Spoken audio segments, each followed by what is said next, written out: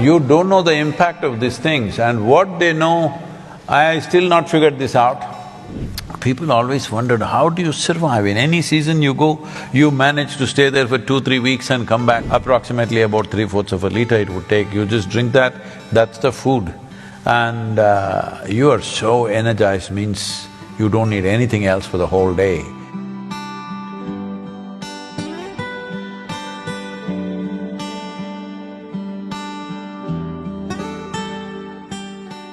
We have forgotten that soil is the greatest and the most complex and sophisticated living system, not on just the planet, in the universe.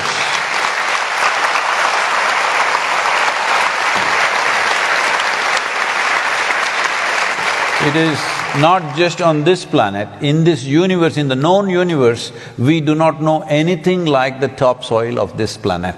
That's how complex and sophisticated it is.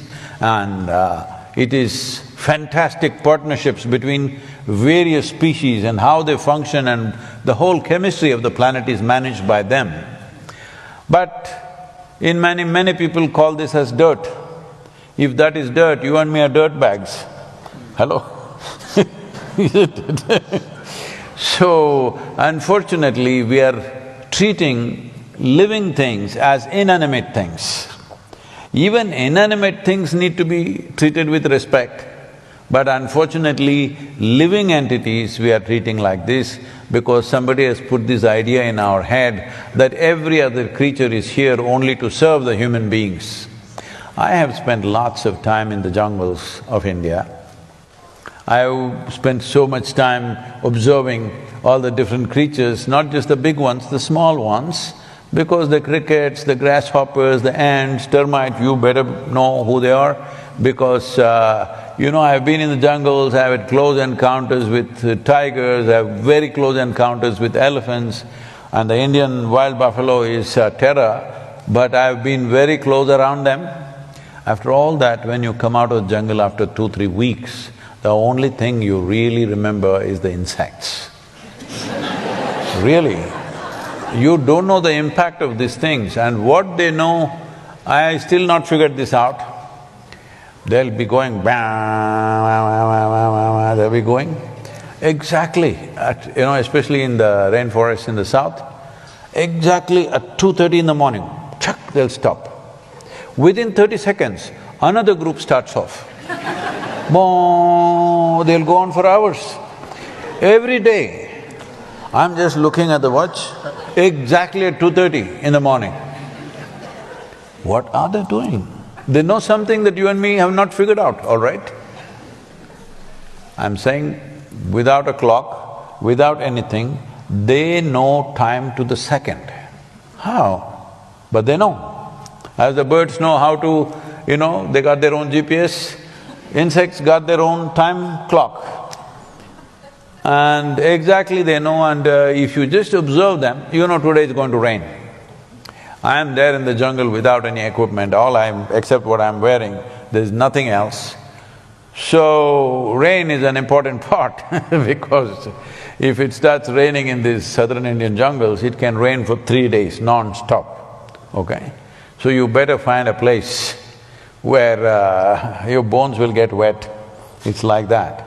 So if you just observe the insects, they are all preparing for the rain, nothing, no cloud in the sky. But I learn to trust them. If I watch them, I know that it's going to rain means it's going to rain. When they say it, it's true. Meteorologists, the only two professions in the world where you can be wrong 50% of the time is either you're a weatherman or you're an astrologer.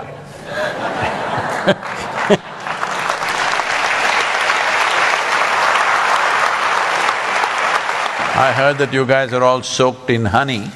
Let me tell you my honey story. Can I tell them a honey story? Yes, please.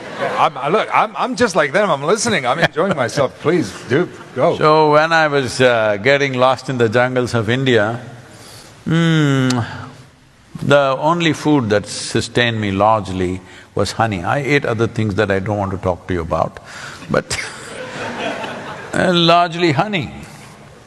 People always wondered, how do you survive? In any season you go, you manage to stay there for 2-3 weeks and come back, how do you do it? Simple, my trick was, normally we were riding a Czech Republic motorcycle at that time, okay? These days everything is sensitive, you can't say anything as it was. You can say Thomas here. So we were riding a Java or a SD, so it has a petrol tube. Normally you need 7–8 inches of petrol tube, but I always put extra, about 15–16 inches of petrol tube, because it gets hard, you can keep cutting it and putting it on, the rubber gets hard. And this is also for my honey, so when I park the motorcycle in the forest and cover it up with all branches and stuff, I pull off the petrol tube and put it in my pocket and go. So I climb up the tree and the hill, I don't know what kind of honeybees you have here, I have no experience of this. There we have what is called as black bees. They are this big, about 1.5 inches long, and honey is fantastic in the Western Ghats because the variety of vegetation there is probably like no other in the world. The number of species of plants there is like nothing else in the world.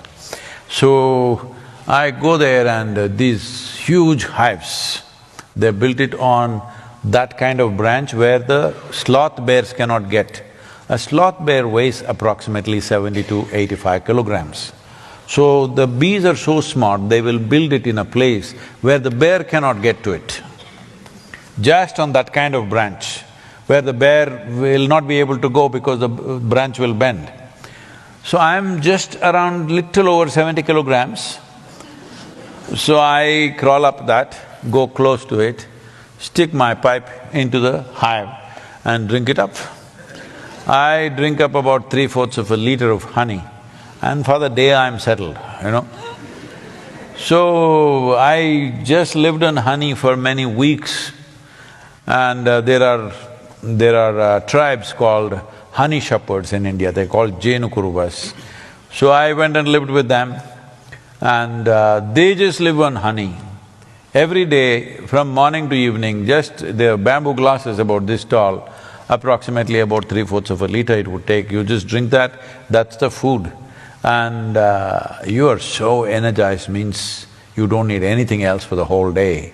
You're climbing trees, you're doing all kinds of crazy things, but it takes care of you 1 liter of honey. So I'm just telling you because I heard honey beekeeping is a big deal here.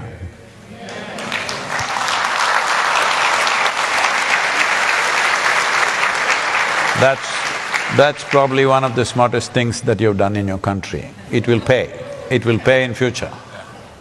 Not just with honey, it'll pay in many ways.